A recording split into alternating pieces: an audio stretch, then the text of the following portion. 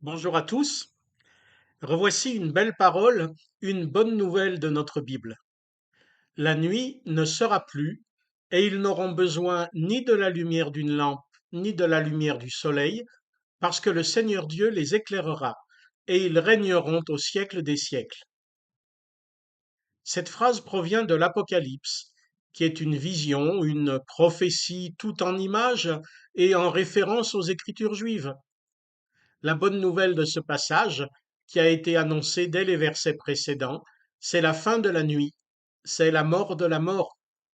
Les peuples et les personnes marchent comme en une nuit, sans repère fiable, sans lumière véritable et durable. Mais ça, c'est fini. La promesse, c'est que c'est fini. Autant faut-il le dire à tous ceux qui aujourd'hui marchent dans la nuit, ou même n'arrivent plus à marcher, tellement profondes sont leurs ténèbres. En Jésus-Christ, c'est fini. Mais pas comme on s'imagine que la vie actuelle se termine, dans la mort, le néant, non. Ce sont les ténèbres qui s'achèvent, pas la vie, pas la marche. Le repos n'est pas la mort, mais la marche sans les difficultés. Bien sûr, dans ce monde, il y a des lumières, des soleils, ou des gens, ou des idées qui croient être des lumières, mais qui ne sont que de pâles lueurs au cœur de la nuit, qui n'éclairent rien, ou qui n'éclairent pas vraiment, ou encore qui aveuglent un court instant et puis plus rien. Ça aussi, c'est fini. Fini de se prendre pour des lumières. Fini les idéologies de mort qui prétendent donner une nouvelle vie et faire marcher au pas. Fini les soleils toxiques, les illusions décevantes. Fini l'attrait du précipice pour les gens et les sociétés. À la place, Dieu.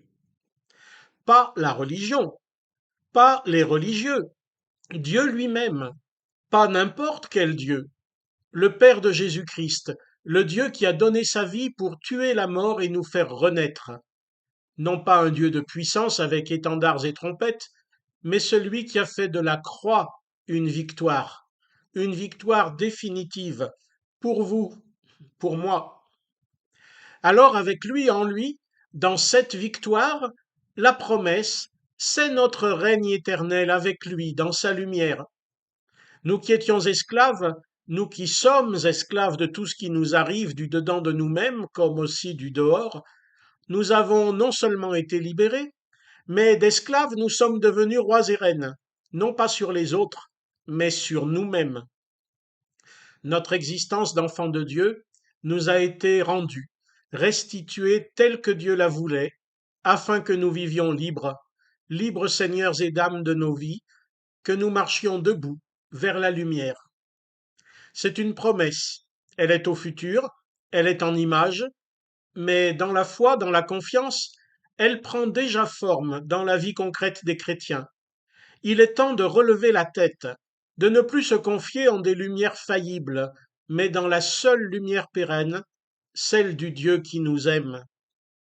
Attendons-la activement, espérons-la, annonçons-la, vivons-la, car déjà elle brille sur nous. Bonne semaine à tous.